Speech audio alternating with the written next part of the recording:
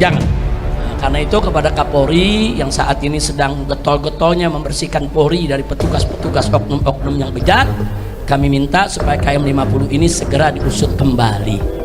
Sudahlah, Bapak Kapolri tidak usah melindungi game KM 50. Jangan, Pak. Nanti Bapak nggak terlibat jadi terlibat. Hati-hati, Pak.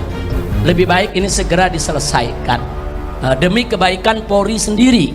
Jangan oknum-oknum Polri yang bejat, yang suka membunuh, menyiksa, merekayasa kasus dibiarkan. Jangan, Pak. Ini berbahaya. Nanti masyarakat makin lama makin nggak percaya kepada polisi. Betul? Maka itu saya mendukung pernyataan Kapolri di depan Komisi 3 DPR RI. Kalau ada novum baru, kami akan buka kembali kasus KM 50. Nah sekarang novum barunya sangat banyak, Pak. Salah satunya adalah tolong dicarikan di mana CCTV KM 50, karena yang menyitanya adalah orang Bapak, yang menyitanya adalah petugas, yang menyitanya adalah polisi. Udah gitu di dalam sidang Sambo, jaksa menyebutkan bahwa orang yang menyita CCTV kasus Sambo adalah orang yang sama yang menyita CCTV di KM 50. Nah, kami minta kepada Bapak Kapolri, pernyataan keterangan dari jaksa penuntut umum Sambo itu dijadikan sebagai masukan, sebagai modal. Digali terus, periksa itu semua geng KM 50, cari itu CCTV-nya ada di mana, karena CC tersebut akan mengungkap bahwa Laskar masih hidup di KM 50, akan mengungkap bahwa mobil polisi yang hadir di KM 50 tidak ada satupun yang rusak ataupun tergores, nggak ada. Justru yang rusak di KM 50 mobil 6 Suhada, nggak ada mobil polisi yang rusak, saudara. Karena kalau ada tembak menembak, tubruk-tubrukan mobil saudara, mobil polisi rusak juga dong. Nggak ada, saudara. CCTV itu kunci. Tolong dicari, Pak. Tolong dicari. Selidiki, Pak. CCTV itu di mana? Agar kami ini tidak suudzon kepada semua polisi. Karena masih banyak polisi yang baik, Pak. Masih banyak jenderal yang baik, Pak. Jangan sampai kami curiga kepada semua polisi. Cari itu CCTV KM 50, buka di depan publik, depan masyarakat. Di sana akan kelihatan siapa itu isi daripada mobil Land Cruiser hitam, siapa itu komandan yang memberikan arahan. Dan itu menjadi bukti bahwa 6 Laskar masih hidup. Dan CCTV itu nggak sampai di situ. Saat Laskar keluar dari pintu tol Kerawang Timur, itu terekam CCTV. Saat Laskar ditembaki depan hotel Novotel, saudara, itu juga ada CCTV di hotel tersebut. Itu juga tolong CCTV-nya diamankan. Begitu juga saat mobil dipaksa masuk kembali ke pintu tol Kerawang Barat, di situ juga ada CCTV. Bagaimana kondisi mobil saat masuk? Apakah bannya sudah pecah atau belum? Apakah sudah terluka atau belum? Sehingga jelas di mana tembakan itu terjadi.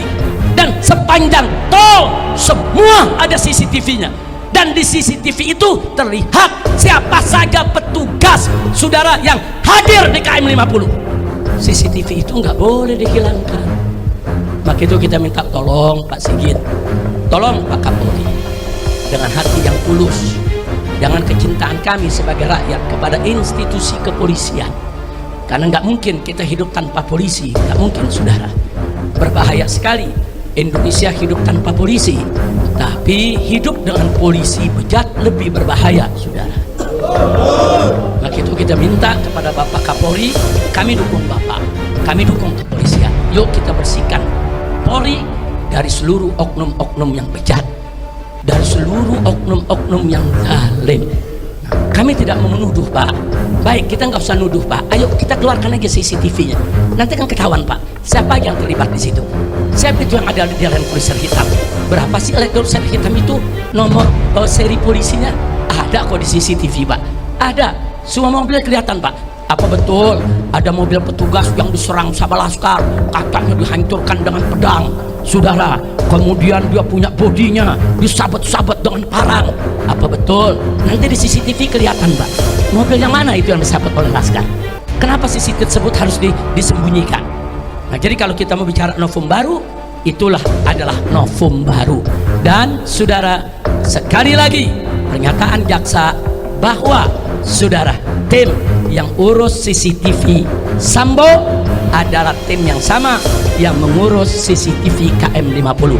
Saya tidak bikin hoax, saya tidak bikin bohong, saya menyampaikan apa yang disampaikan oleh jaksa dalam forum resmi persidangan Sambo, dalam dakwaan resmi yang disampaikan di depan pengadilan negeri, saudara. Nah, kira-kira jelas tidak? Paham semua? Nah baik, akhirnya setelah kita uraikan itu semua, saudara, jadi tadi sekali lagi ulangi, jadi saya katakan kenapa itu super bohong soal 4 laskar itu bergumul di dalam mobil. Satu, bahwa itu tidak sesuai dengan SOP polisi, nggak sesuai.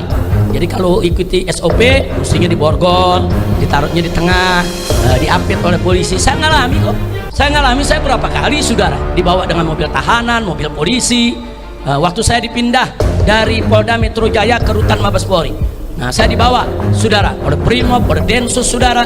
Saya harus duduk di tengah, kanan kiri saya lengkap dengan senjata, di depan saya lengkap dengan senjata, di belakang saya lengkap dengan senjata, saudara. Ini saya yang dikeluarkan yang tidak ada kejadian tembak menembak, apalagi laskar yang katanya ada tembak menembak. Berarti tahanan berbahaya dong. Kalau tahanan berbahaya ya borgol dong. Nah, bukan hanya diborgol, letakkan di tengah, diapit dong. Kalau nanti dia membunuh orang bagaimana? Kalau di tengah jalan lari bagaimana? Jadi saya bandingkan dengan diri saya sendiri. Saya sendiri juga diperlakukan diapit kok. Enggak boleh. Saya waktu dibawa dari Rutan Salemba ke ke Lapas Cipinang dikawal begitu, saudara. Waktu saya dibawa ke rumah sakit dikawal. Waktu saya mau dilepas dibawa dulu ke Bapas dikawal seperti itu kok. Itu SOP-nya. Nah, walaupun mereka Habib, maaf ini Habib ya, keluarga Habib nggak boleh duduk di sini. Ini semua petugas, Habib duduk di tengah ya.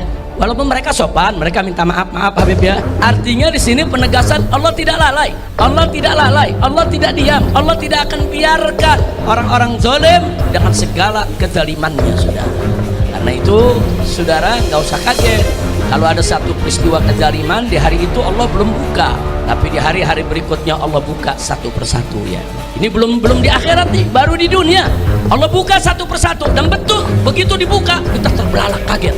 Oh begitu, oh ternyata zalim, oh ternyata bejat, oh ternyata bobrok, oh ternyata lebih jahat dari yang kita kira. Subhanallah. Si hidup di KM 50 banyak saksi yang datang, saudara, banyak saksi yang memberikan yaitu kesaksian. Karena takut kebongkar, ini ditutup. Komnas HAM tidak mengupas, pengadilan tidak menyidangkan. Makanya saya sebut skenario aneh yang gagal. Sudahlah, Bapak Kapolri tidak usah melindungi GMKM 50. Jangan, Pak. Nanti Bapak nggak terlibat jadi terlibat. Hati-hati, Pak. Lebih baik ini segera diselesaikan demi kebaikan Polri sendiri.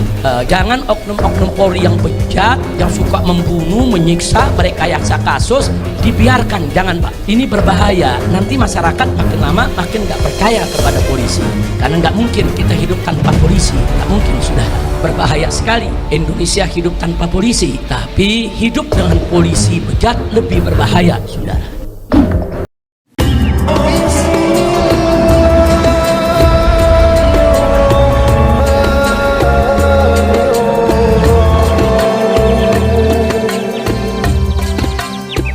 Sekaligus akan kita kaji bersama terkait dengan tragedi KM 50, di mana putusan pengadilan, tanda kutip saya beri nama pengadilan dagelan, atas tragedi KM 50, tapi ada keputusan menarik di mana hakim memerintahkan agar mobil 6 syuhada dikembalikan kepada pemiliknya. Nah, kemudian para pengacara kita terus bekerja dan akhirnya kemarin malam berhasil mengambil kembali mobil 6 syuhada.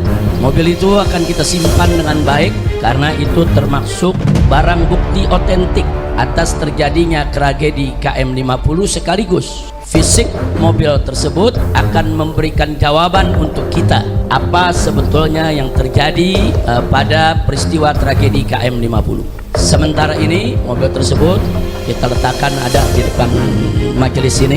Ini mobil yang digunakan oleh 6 syuhada, saudara. Mobil ini akan kita simpan dengan baik karena ini barang bukti, tidak boleh kita hilangkan, tidak boleh kita musnahkan. Dan pemilik mobil ini pun sudah secara lisan sejak jauh-jauh hari menyatakan ini diberikan, yaitu untuk kepentingan perjuangan penegakan keadilan. Jadi yang punya mobil ini tidak meminta mobil ini untuk kembali. Nah, karena itu kita amankan terlebih dahulu. Nanti kita akan tempatkan di satu tempat untuk terus kita simpan. Sampai kapan? Sampai digelarnya pengadilan HAM untuk menegakkan keadilan bagi para 6 syuhada insya Allah. Nah, di sini saya mau ingatkan firman Allah Subhanahu wa taala dalam Al-Qur'anul Karim, yaitu dalam surat Ibrahim ayat 42. A'udzu billahi minasyaitonir rajim. Bismillahirrahmanirrahim. Wala tahsabannallaha ghafilan amma ya'malu dhalimun. Innama yu'akhiruhum liyaumin tashkhasu fihil absar. Shadaqallahul azim. Luar biasa ayat ini, saudara. Masya Allah, tabarakallah. Allah menyatakan walah tahsabanallah, jangan sekali-kali kamu mengira bahwa Allah itu ghafilan, lalai, amma ya'malu zalimun, dari apa yang dilakukan oleh orang-orang zalim. Jadi Allah menyatakan dengan tegas dalam ayat ini, jangan sekali-kali kamu mengira bahwa Allah itu lalai dari apa yang dilakukan oleh orang-orang zalim. Artinya apa? Artinya di sini penegasan Allah tidak lalai. Allah tidak lalai, Allah tidak diam, Allah tidak akan biarkan orang-orang zalim dengan segala kezalimannya, saudara. Selanjutnya Allah ingatkan, innama yu'akhiruhum, sesungguhnya Allah tunda mereka. Jadi kezaliman mereka enggak langsung dibalas pada hari itu juga, saudara. Allah tunda pembalasan mereka, saudara. Sampai kapan? Liyaumin, yaitu untuk suatu hari nanti, tashkhasu fihil absar, di mana mata-mata manusia semua akan terbelalak.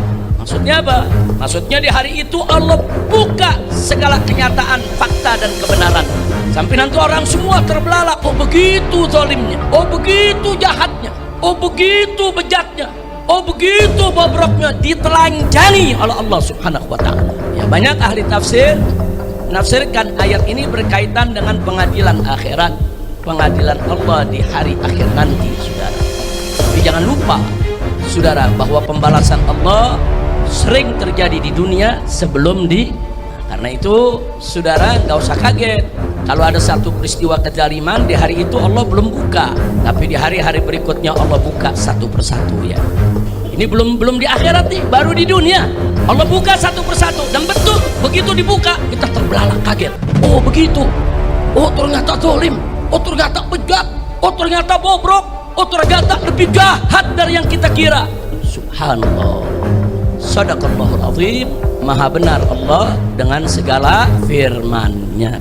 Nah, maka itu di sini saya mau sampaikan, mobil 6 syuhada yang hari ini ada di hadapan kita semua, yang hari ini ada di tempat kita ini fisiknya, saudara, insya Allah akan kita simpan dengan baik sampai keadilan ditegakkan.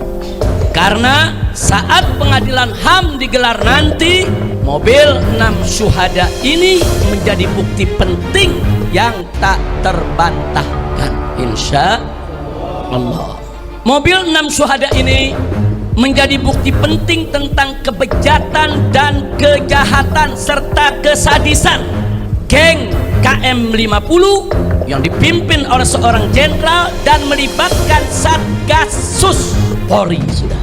Jadi ini sudah menjadi fakta dan sudah menjadi rahasia umum, semua orang tahu.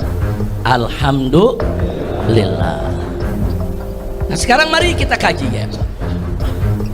Apa urgensi daripada fisik mobil 6 syuhada ini secara hukum? Kita bicara secara hukum.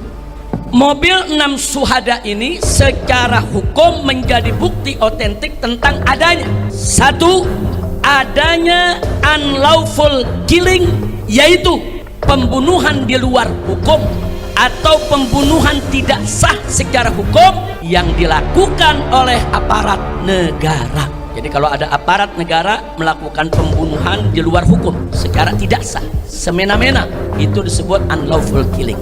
Istilahnya unlawful killing, ya ikhwan. Dan unlawful killing itu pelanggaran HAM.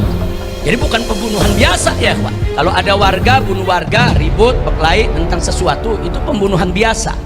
Tapi kalau aparat negara menggunakan kewenangannya untuk membunuh warga sipil tanpa proses pengadilan yang sah, saudara, ini namanya unlawful killing, dan itu termasuk pelanggaran HAM.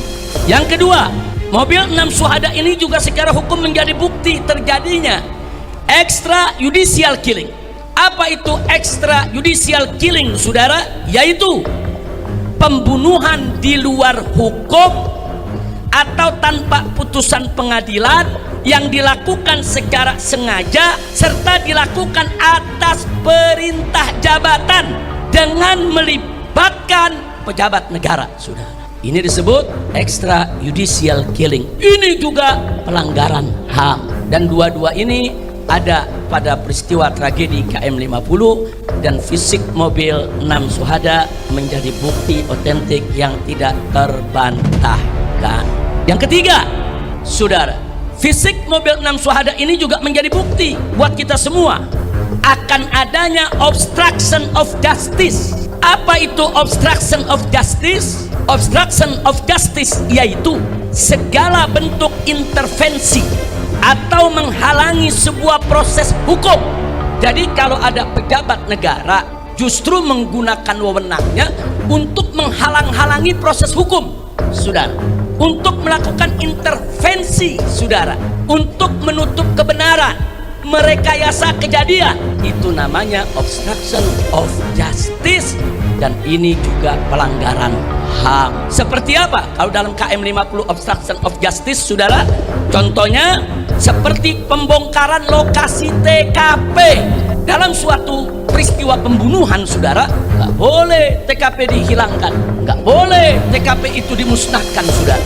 Dengan diratakannya TKP di sana ada terjadi, saudara, pejabat negara yang menggunakan wewenang untuk menghilangkan barang bukti, termasuk penghilangan CCTV.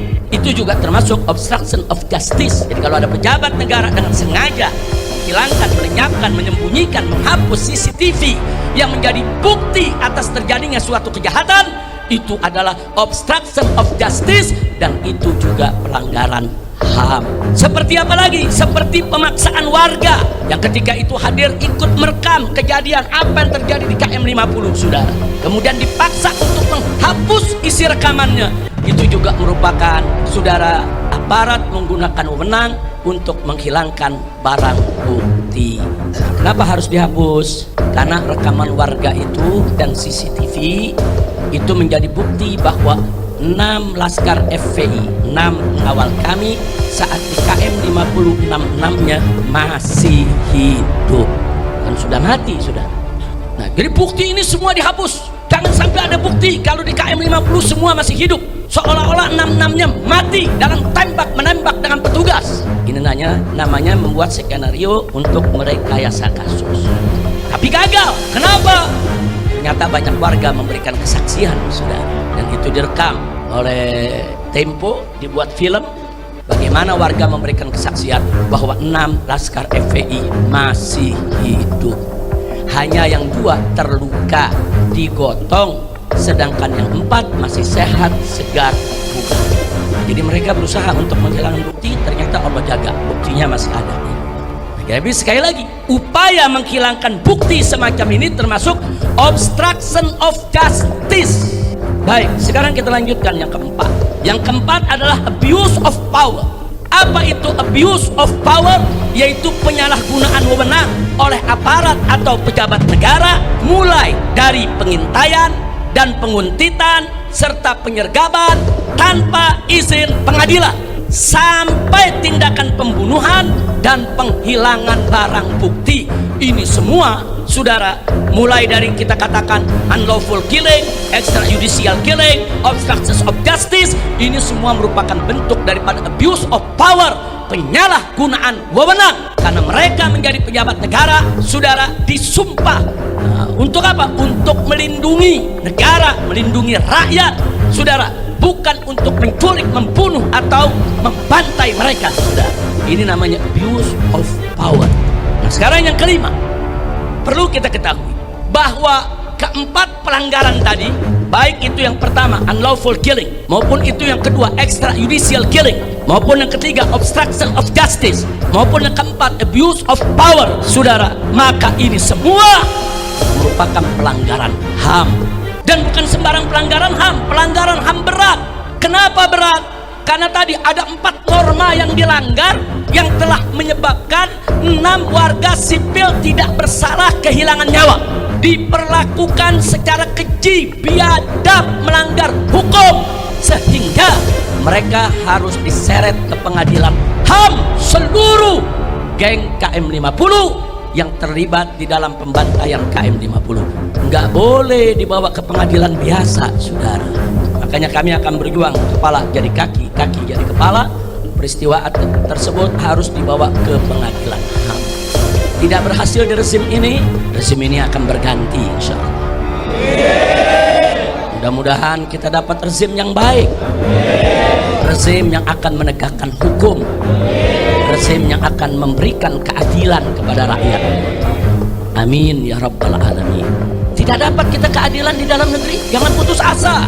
Masih bisa kita angkat ke forum-forum luar negeri, saudara. Tidak juga bisa diangkat ke luar negeri, jangan putus asa. Sampai jumpa di pengadilan akhirat.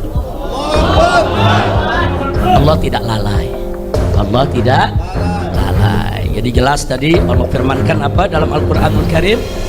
Tegas Allah nyatakan, wala tahsabannallaha ghafilan amma ya'malu zalimun.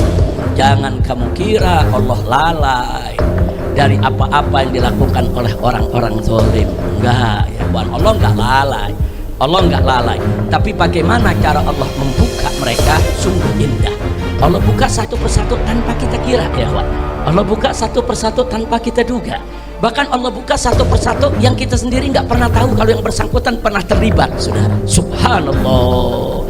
Allah buka dengan satu peristiwa pelanggaran HAM yang lain, yaitu peristiwa Satgasus, saudara, yang mana terjadi yang kita kenal dengan kasus Sambo, saudara. Allah buka semua. Allah buka satu persatu. Siapa yang bisa buka itu kalau bukan Allah, ya kawan? Alhamdulillah. Itu bukti kalau Allah tidak diam, Allah tidak lalai. Allah tidak akan biarkan orang-orang zalim itu, saudara, tertawa riang dengan kezalimannya.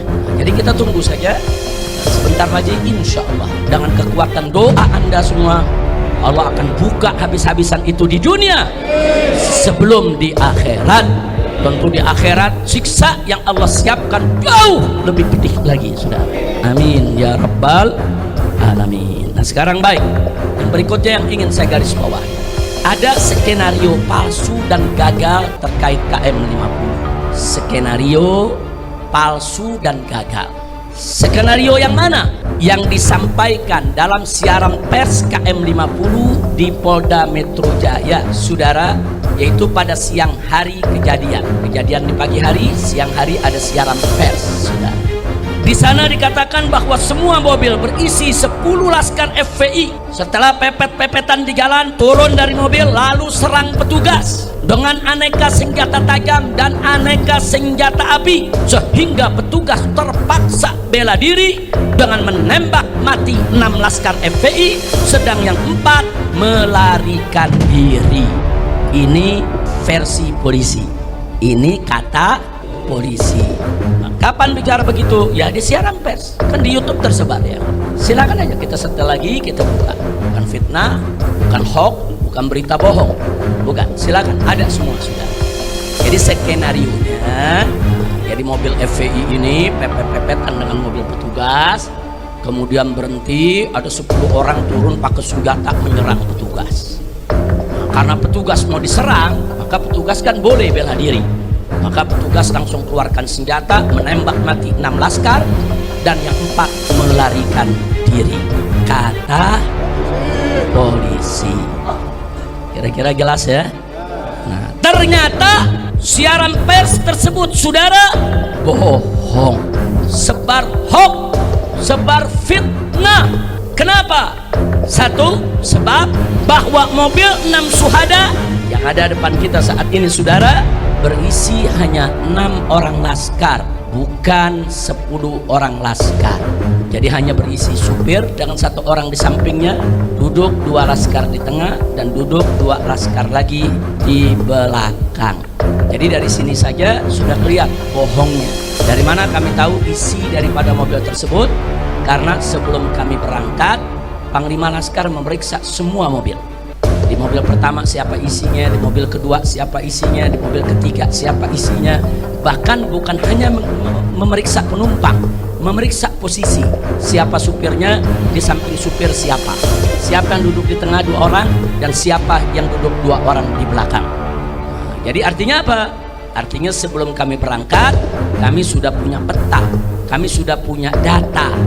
Itu mobil siapa saja yang ngisi dan seterusnya. Jadi tidak ada yang diisi sampai 10 orang. Bohong. Baik, yang kedua, bahwa 6 syuhada tidak bawa senjata tajam, apalagi senjata api.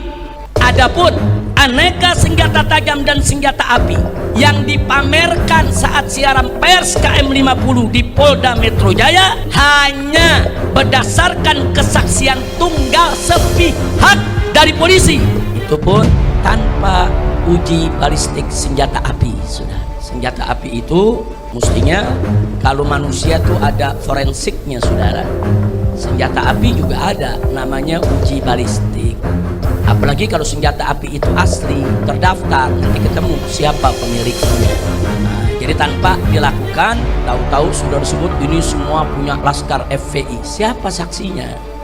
Jadi kalau polisinya cerdas, andai kata benar FPI itu bawa senjata Laskar, kalau mereka cerdas, begitu mereka sergap, mereka bunuh, mereka rekam dulu.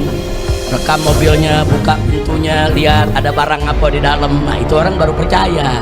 Nah, bukan tahu-tahu saudara barang itu sudah ada begitu saja. Oh, itu gampang. Orang mudah mencerna, ya ikhwan.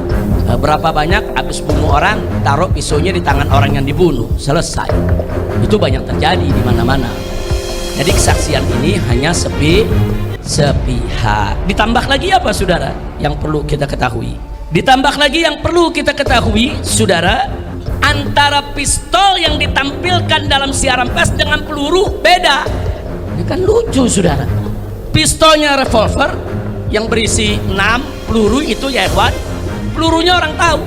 Tapi peluru yang ditampilkan itu peluru senapan sergap semua. Apa memang FPI punya ilmu? Pistol revolver pakai apa aja bisa? Atau Laskar FPI punya ilmu mungkin pistol mana saja pakai batu pun bisa? Nah, jadi cerdas lah. Ngebohong itu kan perlu cerdas juga, ya ikhwan. Ngebohong juga perlu cerdas. Ini udah ngebohong bodoh lagi. Kira-kira jelas? Ada lagi, waktu siaran pers dikatakan ini senjata api asli, ditunjukkan. Besoknya berubah, katanya senjata rakitan. Ada, kita simpan. Itu bukti siaran pers semua kita simpan, ya. Hari berikutnya berubah lagi. Enggak, ini senjata asli polisi yang dirampas oleh Laskar. Jadi pertama dibilang senjata asli milik Laskar, besok berubah senjata rakitan milik Laskar. Begitu diprotes oleh netizen, berikutnya lagi berubah lagi, katanya senjata asli milik polisi dirampas Laskar. Luar biasa. Saya mau tanya, kita pakai akal yang sehat lah. Saya mau tanya, saudara, akal sehat bisa terima itu? Bisa terima itu? Masuk bisa berubah-ubah. Kan dari hari pertama kan udah ketahuan itu asli atau bukan. Kenapa bisa dirubah-ubah? Kenapa dirubah? Karena kalau dikatakan asli nggak sesuai dengan skenario, jadi perlu rakitan. Ternyata rakitan kurang pas juga sama skenarionya. Oh, kalau gitu ini dirampas saja supaya nanti cocok sama cerita. Nah, ini namanya cocokisme atau cocokiologi. Ilmu mencocok-cocokkan supaya bohongnya kelihatan benar. Kira-kira jelas, ya? Tahu cocokiologi, tahu, ya? Nah, baik. Selanjutnya, saudara, bahwa fisik mobil 6 syuhada, nanti selesai pengajian Anda bisa lihat dan periksa sendiri. Tapi jangan disentuh, ya. Jangan disentuh, jangan dibuka pintunya. Karena di mobil ini, luar maupun dalam, ini banyak barang-barang bukti yang harus kita amankan. Tolong jangan dibuka. Nanti Laskar tolong dijaga. Mau lihat, mau foto, mau videokan, silakan. Nanti Anda lihat sendiri, saudara, di mobil ini kaca depan ada 2 lubang peluru besar. Terus bodi samping tidak kurang dari 3 lubang peluru. Kemudian itu samping kanan, di samping kiri juga ada beberapa lubang peluru. Artinya apa? Artinya mobil ini disergap, saudara. dari depan, dari samping kanan, samping kiri, dan belakang. Jadi ditembak dari depan, ditembak dari samping kanan, ditembak dari samping kiri, saudara, dan ditembak dari belakang, serta dua bannya diledakkan, saudara. Makanya kalau Anda lihat nanti dua rodanya sebelah kiri itu sudah pecah dia, Pak. Ini namanya penyergapan. Dari mana datangnya, saudara? Terjadi tembak menembak, terjadi FPI melarikan diri, ini disergap, dibunuh. Nah, pada saat penyergapan tersebut ada dua laskar yang terluka. Yang pertama yang duduk di samping supir. Nah, ini masih ada pertanyaan, apakah karena peluru dari kaca depan atau peluru dari samping kiri masuk, saudara, karena pelurunya dari mata tembus ke leher dan bola matanya keluar. Jadi masih ada pertanyaan, kalau peluru dari depan bola mata biasanya pecah, tapi kalau peluru dari belakang kepala menembus, mendorong mata keluar, bisa jadi itu datangnya. Tapi belum bisa kita buktikan, ini kan mesti ada uji forensik ya kawan. Ini dari mana? Tapi yang jelas yang duduk di samping supir sebelah kiri, bola mata kirinya keluar sehingga dia sekarat. Dia sudah antara sadar dengan tidak sadar diri karena peluru tersebut. Hanya satu peluru menembus sampai ke mata. Nah, sementara yang satu lagi korban yang duduk di belakang supir itu ada lubang peluru memang cukup besar di samping sebelah kanan, itu mengenai pahanya, tembus, saudara. Dua orang ini mengalami pendarahan. Karena di daerah paha itu ada urat besar, itu kalau udah mengeluarkan darah nggak gampang terhenti, saudara. Jadi kedua korban ini dibawa ke KM 50 masih hidup dalam keadaan terluka dan darah terus keluar tanpa dihentikan. Nah, itu yang perlu kita tahu ya, ikhwan.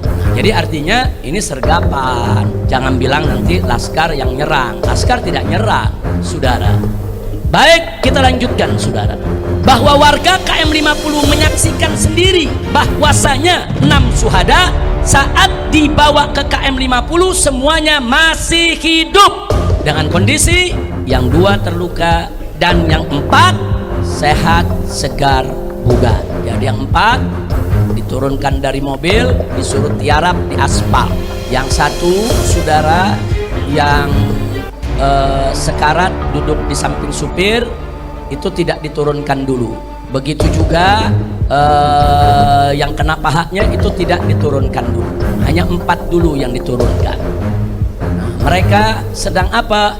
Menunggu datangnya mobil Land Cruiser hitam sebagai komandan mereka. Jadi mereka menunggu beberapa waktu. Ada yang bilang 15 menit, ada yang bilang 20 menit, ada yang bilang 30 menit. Artinya 2 orang yang luka di mobil selama waktu tersebut terus mengeluarkan darah tanpa dihentikan. Mestinya SOP polisi itu kalau habis tembak seseorang sudah dilumpuhkan harus dibawa ke rumah sakit, bukan dibiarkan darahnya mengalir sampai meninggal dunia. Itu SOP ya, Wak. Ini artinya sekian waktu dibiarkan di mobil, sampai Land Cruiser hitam itu datang, turun, kemudian kumpul, kata warga mereka berselaman begini seperti kayak orang lagi bertanding voli itu. Nah, kemudian mereka bersorak seolah-olah mereka senang sudah menang ya, ikhwan. Nah, dari situ si komandan memberikan arahan, baru yang di mobil 2 digotong dipindahkan ke mobil lain, dan yang 4 juga dimasukkan ke mobil yang lain, saudara. Artinya garis bawahi, 6-6-nya masih hidup saat ada di KM 50, saudara. Baik, kita lanjutkan, saudara. Nah, jadi jangan bilang laskar melakukan perlawanan, ada tembak menembak sampai ada yang mati, 6 orang, 4 lari, bohong. Baik, saya lanjutkan, saudara. Bahwa skenario siaran pers KM 50 yang digelar di Polda Metro Jaya berbeda dengan skenario rekonstruksi. Ternyata begitu direkonstruksi nggak sesuai dengan isi siaran pers, dan berbeda juga dengan skenario sidang. Waktu sidang dagelan lain lagi ceritanya, saudara. Polisi yang dijadikan saksi. Nah, di mana menurut sidang, saudara, menurut polisi pelaku katanya di sidang, saudara, bahwa 2 laskar FPI yang terluka meninggal saat dilarikan rumah sakit akibat kehabisan darah. Itu katanya. Katanya. Kemudian sedang 4 laskar FPI lainnya mati ditembak oleh petugas karena melakukan perlawanan di dalam mobil petugas, sehingga terpaksa 4-empatnya ditembak mati.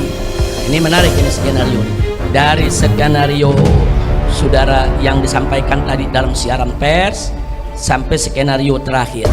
Mari kita kaji masing-masing skenario. Yang pertama saya sebut skenario aneh. Anehnya di mana? Mari kita lihat, saudara. 2 laskar terluka, yang satu tertembak di mata, sedang yang satunya lagi tertembak di paha. Ini yang 2 nih yang meninggal dunia, yang katanya kehabisan darah, saudara. Tapi anehnya saat kita memeriksa jenazahnya, kan jenazahnya dibawa ke Petamburan, kan jenazahnya dimandikan di sini, saudara. Ternyata 2 yang luka tadi, yang matanya keluar dengan yang pahanya tertembak mengeluarkan banyak darah, ternyata juga mengalami luka tembak yang sama. 2 tembakan lagi, 1 tembakan dekat jantung dan 1 tembakan di paru-paru, saudara. Dari mana ini peluru? Katanya mati kehabisan darah. Kalau betul dia luka kemudian dibawa ke rumah sakit mati kehabisan darah, nggak ada lagi dong peluru di jantung, nggak ada lagi dong peluru di paru-paru. Ini peluru di jantung dan di paru-paru dari mana datangnya? Datangnya setelah KM50. Berarti ada apa? Berarti dia masih hidup, dihabisi. Kira-kira jelas gak? Kalau nggak ada luka lagi mungkin benar kehabisan darah. Kalau tidak ada luka yang lain bisa jadi dia kehabisan darah, dia meninggal. Tapi meninggal kehabisan darah pun bukan berarti polisi benar, enggak dong. SOP-nya masa orang lagi luka berdarah dibiarkan? Andai kata pun kehabisan darah tetap salah. Nah ini ternyata bukan kehabisan darah. Seluruh syuhada yang 6 semuanya punya luka tembak di jantung dan punya luka tembak di paru, ya kawan. Semuanya 6-6-nya, dan luka itu hampir mirip, berdekatan semuanya tuh dekat jantungnya semua, dan semuanya ada di paru, ya berdekatan. Kok bisa sama? Nah, jadi sekali lagi di sini jadi aneh kalau dibilang 2 laskar itu mati karena kehabisan darah. Enggak sekalian bilang 2 laskar itu mati karena kehilangan nyawa. Kan ngebohongnya lebih enak, ngebohong tapi bener gitu, ngebohong tapi benar, ya 2 laskar itu kami umumkan meninggal karena nyawanya dicabut oleh malaikat. Sekalian aja bikin laporan begitu. Kan kita mencari penyebab kenapa meninggal dunia. Oh karena darahnya keluar, betul. Kenapa darahnya keluar? Karena ada luka tembak, betul. Kalau biasanya kalau tahanan atau tangkapan ditembak keluar darah langsung dibiarkan atau dibawa ke rumah sakit? Ke rumah sakit dong. Kenapa dibiarkan sampai meninggal kehabisan darah? Itu satu. Kedua, kalau memang benar kehabisan darah, kenapa ada tambahan luka di jantung dan di paru? Dari mana itu tembakan datangnya? Kira-kira jelas tidak? Jelas ya. Kemudian yang kedua, saudara, 2 laskar terluka tidak langsung dibawa ke rumah sakit, tapi dibawa dulu ke KM50. Beberapa waktu menunggu kedatangan mobil Land Cruiser hitam yang berisi komandan yang akan beri arahan 5 laskar tersebut, 6 laskar tersebut harus diapakan. Jadi ada arahan, ada perintah, ada petunjuk. Makanya tadi kita katakan, saudara, di sana ada unlawful killing, ada extrajudicial killing, saudara, di sana ada obstruction of justice, dan di sana ada abuse of power. Jadi ada yang ditunggu komandan beri arahan. Nah, ini kan berarti atas nama jabatan, saudara. Makanya tadi kita katakan ini pelanggaran HAM berat. Baik, yang ketiga, saudara, pembunuhan 2 laskar ini oleh Komnas HAM diabaikan. Sangat kita sesalkan, diabaikan soal 2 laskar yang meninggal dunia ini oleh Komnas HAM. Bahkan oleh polisi, kedua korban tersebut dijadikan sebagai tersangka penyerangan petugas. Lalu dalam sidang dagelan KM50, soal 2 iring orang ini tidak diungkap lagi, saudara. Makanya sidang dagelan KM50 hanya mengadili soal pembunuhan terhadap 4 laskar. Nah, kenapa yang 2 tidak diungkap? Karena mereka takut kalau yang dua diungkap ketahuan. Nah, kalau mereka bilang ini karena luka tembakan di mata dan paha, lalu dari mana itu luka tembakan di jantung dan di paru? Kalau dikatakan oh itu luka sudah ada dari sebelumnya, oh kalau luka dari ada sebelumnya, kenapa kedua-duanya masih hidup di KM 50? Masih hidup di KM 50. Banyak saksi yang datang saudara, banyak saksi yang memberikan yaitu kesaksian. Nah, karena takut kebongkar, ini ditutup. Komnas HAM tidak mengupas, pengadilan tidak menyidangkan. Makanya sebut skenario aneh yang gagal. Alhamdulillah. Baik, sekarang yang kedua. Ini skenario aneh yang kedua. Kata polisi. Kata siapa? 4 laskar yang hidup di KM 50 itu dimasukkan ke dalam mobil petugas, didudukkan di kursi paling belakang tanpa diborgol. Di tengah jalan 4 laskar ini menyerang petugas yang ada di depannya, yang mengawal, yang menjaga, sehingga polisi yang ada duduk di depan itu panik, terpaksa bela diri. 4-empatnya ditembak mati, dan 4-empatnya lukanya hampir sama. Saking jagonya ini petugas, 4-empatnya ditembak di jantung, 4-empatnya ditembak di paru. Ini Jenggo juga kalah sudah. 4 orang bergumul saudara dengan polisi yang ada di tengah, bergumul begitu ya ikhwan. 4-4 bisa mati dengan luka tembak yang sama. Masuk di akal? Masuk di akal? Oh, polisinya nggak luka, lecet enggak? Luar biasa. Ngebohongnya kurang cerdas, ngebohongnya kurang cerdas, ngebohongnya agak bodoh dikit. Kayaknya bukan dikit, banyak bodoh. Kira-kira jelas ya? Nah sekarang mari kita kuliti ya kawan, soal pernyataan ini saudara. Satu, bahwa SOP kepolisian saudara itu semua orang tahu saudara. Setiap ada tangkapan atau ada tahanan yang dibawa oleh mobil petugas saudara, satu, harus diborgol atau diikat tangannya saudara. Nggak boleh nggak diborgol, itu menyalahi SOP. Yang kedua saudara, duduknya di kursi tengah dan diapit oleh petugas. Nggak boleh duduk di samping supir, nggak boleh duduk di belakang saudara, di belakang petugas, nggak boleh, berbahaya dong, bisa menyerang petugas. Kalaupun ada yang duduk di belakang petugas satu, di kiri kanannya harus ada petugas saudara. Ini bisa-bisanya 4-empatnya nggak diborgol, 4-empatnya duduk di belakang saudara petugas. Masuk di akal? Jadi dari segi SOP nggak benar. Saya buktikan, saya beberapa kali dibawa dari rutan Mabes Polri. 2 kali karena saya sakit, saya dibawa ke rumah sakit. Keluarga saya nggak boleh semobil dengan saya, nggak boleh. Saya dibawa dengan mobil saudara sejenis Innova saudara. Saya duduk di kursi tengah dan di tengah-tengah. Yang bawa mobil polisi, yang duduk di samping supir juga polisi, semua bawa senjata saudara. Kemudian yang duduk di samping kanan saya polisi, di kiri saya polisi, dan yang duduk paling belakang sekali juga 2 orang polisi. Ini saya sakit, bukan habis perang sama polisi, bukan, sakit. Dikawalnya begitu sudah, dikawalnya seperti itu tuh, sakit. Nah sekarang bayangkan ada 4 laskar yang katanya habis tembak menembak dengan polisi, habis tembak menembak, ribut saudara, sampai jatuh 2 korban. Kemudian polisi letakkan dia di mobil kursi belakang, nggak diborgol. Ada yang percaya? Ada yang percaya? Saya tanya, kalau habis tembak-tembakan berarti bahaya gitu. Kalau habis tembak-tembakan berarti itu laskar kategorinya bahaya tidak? Harus tidak diborgol? Apa boleh dilepas di kursi paling belakang? Nggak boleh saudara. Kenapa ini nggak diungkap? Ini mestinya saudara jangan ungkap, nggak ada alasan. Ini SOP saudara. Kalau mereka katakan, oh kami kekurangan mobil, kami kekurangan petugas, panggil petugas lain, datang bawa borgol, datang bawa mobil tahanan saudara. SOP. Yang sakit bawa ke rumah sakit, yang luka bawa ke rumah sakit untuk diobati. 4 sehat, segar, bugar, harus diborgol dan harus saudara dimasukkan ke mobil, tidak boleh duduk paling belakang. Kenapa nggak dilakukan? Jadi dari sini kelihatan bohong. Jadi kalau yang tadi bohong, yang ini super bohong, super bohong. Nah kemudian saudara coba bayangkan, laskar habis tembak-tembakan ditaruh di kursi belakang, 4 tidak diborgol, kemudian langsung menyerang petugas yang ada di depannya. Kira-kira petugas akan luka ya? Apa Iya, petugas nggak luka. Kira-kira ada yang dicekek gitu? Enggak, petugas nggak ada luka.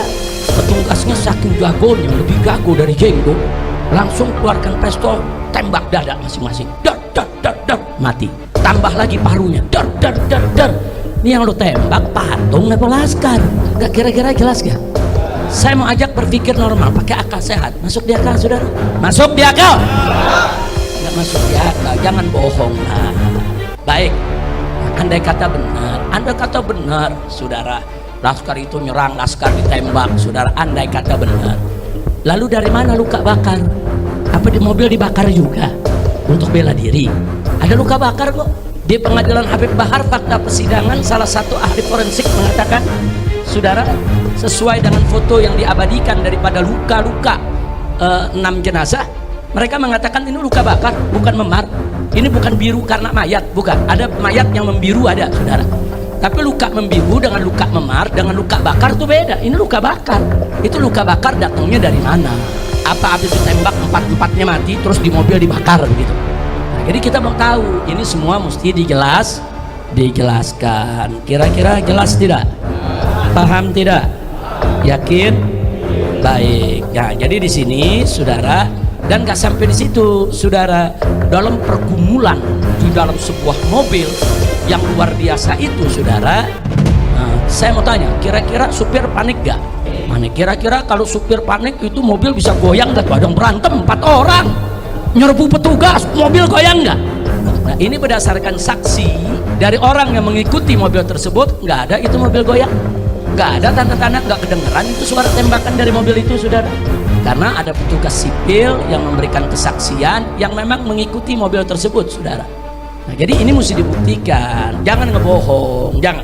Nah, karena itu kepada Kapolri yang saat ini sedang getol-getolnya membersihkan Polri dari petugas-petugas oknum-oknum yang bejat, kami minta supaya KM 50 ini segera diusut kembali. Sudahlah, Bapak Kapolri tidak usah melindungi game KM 50, jangan Pak. Nanti Bapak nggak terlibat jadi terlibat, hati-hati Pak. Lebih baik ini segera diselesaikan demi kebaikan Polri sendiri. Jangan oknum-oknum Polri yang bejat, yang suka membunuh, menyiksa, merekayasa kasus dibiarkan, jangan Pak. Ini berbahaya, nanti masyarakat makin lama makin nggak percaya kepada polisi, betul? Maka itu saya mendukung pernyataan Kapolri di depan Komisi 3 DPR RI, kalau ada novum baru kami akan buka kembali kasus KM 50. Dan sekarang novum barunya sangat banyak Pak. Salah satunya adalah tolong dicarikan di mana CCTV KM 50, karena yang menyitanya adalah orang Bapak, yang menyitanya adalah petugas, yang menyitanya adalah polisi. Udah gitu di dalam sidang Sambo, jaksa menyebutkan bahwa orang yang menyita CCTV kasus Sambo adalah orang yang sama yang menyita CCTV di KM 50. Nah, kami minta kepada Bapak Kapolri, pernyataan keterangan dari jaksa penuntut umum Sambo itu dijadikan sebagai masukan, sebagai modal. Digali terus, periksa itu semua geng KM 50, cari itu CCTV-nya ada di mana, karena CC tersebut akan mengungkap bahwa Laskar masih hidup di KM 50, akan mengungkap bahwa mobil polisi yang hadir di KM 50 tidak ada satupun yang rusak ataupun tergores, nggak ada. Justru yang rusak di KM 50 mobil 6 Suhada, nggak ada mobil polisi yang rusak, saudara. Karena kalau ada tembak-menembak, tubruk-tubrukan mobil saudara, mobil polisi rusak juga dong. Nggak ada, saudara. CCTV itu kunci. Tolong dicari Pak, tolong dicari, selidiki Pak, CCTV itu di mana, agar kami ini tidak suudzon kepada semua polisi. Karena masih banyak polisi yang baik Pak, masih banyak jenderal yang baik Pak. Jangan sampai kami curiga kepada semua polisi. Cari itu CCTV KM 50, buka di depan publik, depan masyarakat. Di sana akan kelihatan siapa itu isi daripada mobil Land Cruiser hitam, siapa itu komandan yang memberikan arahan. Dan itu menjadi bukti bahwa 6 Laskar masih hidup. Dan CCTV itu nggak sampai di situ. Saat Laskar keluar dari pintu tol Kerawang Timur, itu terekam CCTV. Saat Laskar ditembaki depan hotel Novotel, saudara, itu juga ada CCTV di hotel tersebut. Itu juga tolong CCTV-nya diamankan. Begitu juga saat mobil dipaksa masuk kembali ke pintu tol Kerawang Barat, di situ juga ada CCTV. Bagaimana kondisi mobil saat masuk? Apakah bannya sudah pecah atau belum? Apakah sudah terluka atau belum? Sehingga jelas di mana tembakan itu terjadi. Dan sepanjang tol semua ada CCTV-nya. Dan di CCTV itu terlihat siapa saja petugas saudara yang hadir di KM 50. CCTV itu nggak boleh dihilangkan. Maka itu kita minta tolong Pak Sigit, tolong Pak Kapolri, dengan hati yang tulus, dengan kecintaan kami sebagai rakyat kepada institusi kepolisian. Karena nggak mungkin kita hidup tanpa polisi, nggak mungkin saudara. Berbahaya sekali Indonesia hidup tanpa polisi, tapi hidup dengan polisi bejat lebih berbahaya saudara. Maka itu kita minta kepada Bapak Kapolri, kami dukung Bapak, kami dukung kepolisian. Yuk kita bersihkan Polri dari seluruh oknum-oknum yang bejat, dari seluruh oknum-oknum yang zalim. Kami tidak mau menuduh Pak. Baik, kita nggak usah nuduh Pak. Ayo kita keluarkan aja CCTV-nya. Nanti kan ketahuan Pak, siapa yang terlibat di situ. Siapa itu yang ada di Land Cruiser hitam? Berapa sih Land Cruiser hitam itu nomor seri polisinya? Ada kok di CCTV Pak. Ada, semua mobil kelihatan Pak. Apa betul ada mobil petugas yang diserang sama laskar, katanya dihancurkan dengan pedang saudara, kemudian dia punya bodinya disabet-sabet dengan parang? Apa betul? Nanti di CCTV kelihatan Pak, mobil yang mana itu yang disabet oleh laskar. Kenapa CCTV tersebut harus disembunyikan? Nah, jadi kalau kita mau bicara novum baru, itulah adalah novum baru. Dan saudara, sekali lagi pernyataan jaksa bahwa saudara, tim yang urus CCTV Sambo adalah tim yang sama yang mengurus CCTV KM 50. Saya tidak bikin hoax, saya tidak bikin bohong, saya menyampaikan apa yang disampaikan oleh jaksa dalam forum resmi persidangan Sambo, dalam dakwaan resmi yang disampaikan di depan pengadilan negeri saudara. Kira-kira jelas tidak? Paham semua? Nah baik, akhirnya setelah kita uraikan itu semua saudara, jadi tadi sekali lagi ulangi, jadi saya katakan kenapa itu super bohong soal 4 laskar itu bergumul di dalam mobil. Satu, bahwa itu tidak sesuai dengan SOP polisi, nggak sesuai. Jadi kalau ikuti SOP mestinya diborgol, ditaruhnya di tengah, diapit oleh polisi. Saya ngalami kok, saya berapa kali saudara dibawa dengan mobil tahanan, mobil polisi. Waktu saya dipindah dari Polda Metro Jaya ke Rutan Mabes Polri, nah saya dibawa saudara oleh Brimob, oleh Densus saudara. Saya harus duduk di tengah, kanan kiri saya lengkap dengan senjata, di depan saya lengkap dengan senjata, di belakang saya lengkap dengan senjata saudara. Ini saya yang dikeluarkan yang tidak ada kejadian tembak menembak, apalagi laskar yang katanya ada tembak menembak. Berarti tahanan berbahaya dong. Kalau tahanan berbahaya ya borgol dong. Nah, bukan hanya diborgol, letakkan di tengah, diapit dong. Kalau nanti dia membunuh orang bagaimana? Kalau di tengah jalan lari bagaimana? Jadi saya bandingkan dengan diri saya sendiri. Saya sendiri juga diperlakukan diapit kok. Nggak boleh. Saya waktu dibawa dari Rutan Salemba ke ke Lapas Cipinang dikawal begitu saudara. Waktu saya dibawa ke rumah sakit dikawal.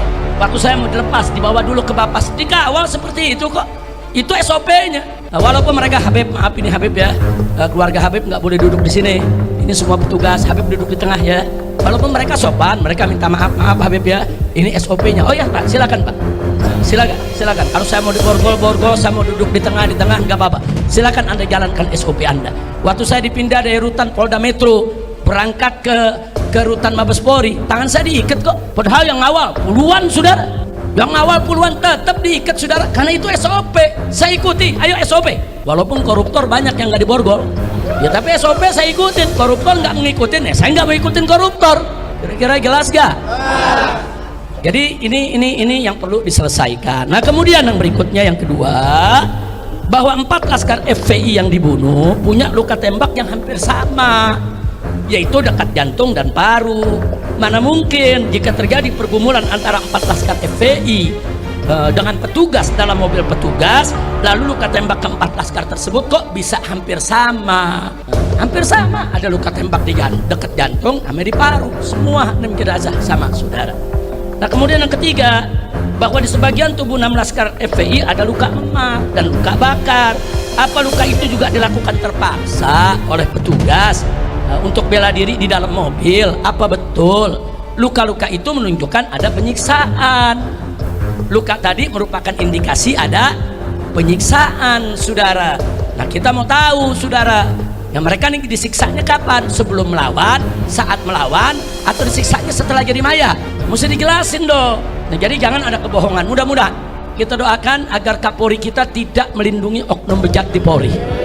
Kita doakan agar Mabes Polri tidak lagi memberikan perlindungan kepada geng KM50. Kita minta supaya KM50 diungkit kembali, diusut kembali. Dan kita minta kepada Bapak Kapolri untuk membentuk tim khusus mencari CCTV KM50, karena itu merupakan kotak Pandora, saudara. Begitu itu dibuka, semua jelas. Apa betul laskar melawan? Apa betul laskar bawa senjata? Apa betul laskar menyerang mobil aparat? Atau sebaliknya, semua akan terungkap begitu CCTV tersebut dibuka. Dan Komnas HAM sendiri dalam laporannya menyatakan bahwa CCTV KM50 disita oleh polisi dan tidak diberikan ke Komnas HAM, saudara. Nah sementara jaksa di pengadilan Sambo juga mengatakan tim yang menyita daripada CCTV KM50 sama dengan tim yang menyita CCTV kasus Sambo. Artinya apa? Benang merahnya jelas, petunjuknya jelas, indikasinya jelas.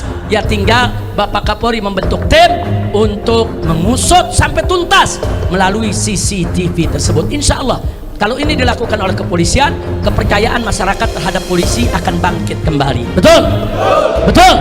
Saya mau tanya, kalau polisinya baik, menegakkan hukum, bertanggung jawab, dukung tidak? Dukung tidak? Dukung Polri tidak? Takbir! Tapi kalau Polrinya melindungi oknum-oknum bejat yang terlibat narkoba, yang terlibat judi, yang terlibat pembunuhan, penyiksaan, saya mau tanya, suka atau tidak? Suka atau tidak? Senang atau benci? Percaya atau tidak dengan Polri? Takbir! Nah, ini yang saya mau sampaikan pada pertemuan kita hari ini, saudara. Saya mohon maaf kalau waktunya cukup banyak saya ambil pada kesempatan ini. Akhirnya sebagai penutup, saya ingatkan lagi, Allah tidak lalai. Allah tidak lalai. Satu persatu personil aparat kepolisian yang terlibat KM50 terungkap lewat kasus Sambo. Ternyata banyak anggota Satgasus Sambo terlibat dalam tragedi KM50. Nah, di antaranya yang terlibat, yang kemarin baru dipecat dari kepolisian, yaitu yang bernama Hendra, saudara. Irjen Hendra, ya dia sudah naik jadi Irjen. Hendra, saudara, dia ikut siaran pers KM50 di Polda Metro Jaya. Nah ternyata saudara dia terlibat dalam kasus Sambo, dan dia terlibat juga, saudara, yaitu pada saat siaran pers KM50. Nah saat ini sudah dipecat dari kepolisian. Alhamdulillah. Mudah-mudahan kasusnya tetap berjalan di persidangan agar mendapatkan hukum yang setimpal. Amin. Amin ya rabbal alamin. Nah karena itu ya, harapan kita semua, semoga KM50 segera dibuka kembali melalui novum baru agar CCTV KM50 ditemukan. Selama CCTV KM50 tidak dibuka kepada publik, selama itu pula masyarakat tidak akan pernah percaya kepada institusi kepolisian. Betul? Betul? Betul? Dan ingat, kasus ini tidak selesai sampai di sini. Jangan lupa, rezim itu bisa berganti. Hari ini berkuasa, besok bisa lemah. Pada saat rezim ini berganti dengan pemimpin yang baik, yang jujur, yang amanat, yang mau menegakkan hukum, maka semua akan lebih, yaitu akan lebih banyak lagi yang bisa dibuktikan akan kebobrokan kebejatan para pelaku. Nah sebelum saat itu datang, lebih baik saat ini kita selesaikan secara bersama-sama. Nah, jadi mana yang betul-betul kesalahannya berat, hukum yang berat. Mana kesalahan-kesalahan yang kecil, hukum sesuai dengan kesalahannya. Kita selesaikan secara baik-baik, tanpa saling serang, tanpa saling hujat, tanpa saling menjelekan. Sekali lagi saya katakan di sini ya ikhwan, kita sekalipun kita nggak percaya dengan polisi, tapi kita butuh polisi. Nggak mungkin negara tanpa polisi, nggak mungkin, saudara. Berbahaya sekali negara tanpa polisi. Tapi kalau oknum polisi yang bejat dibiarkan, ya lebih berbahaya. Mereka bisa berbuat jahat dengan seragam, mereka bisa berbuat jahat atas nama hukum. Itu lebih membahayakan masyarakat ketimbang nggak ada polisi. Nggak ada polisi bahaya, ada polisi jahat lebih berbahaya. Nah maka itu kita menginginkan Polri kita bagus, Polri kita baik, Polri kita dicintai masyarakat, Polri kita ini profesional, Polri kita ini bersih, amanat, jujur.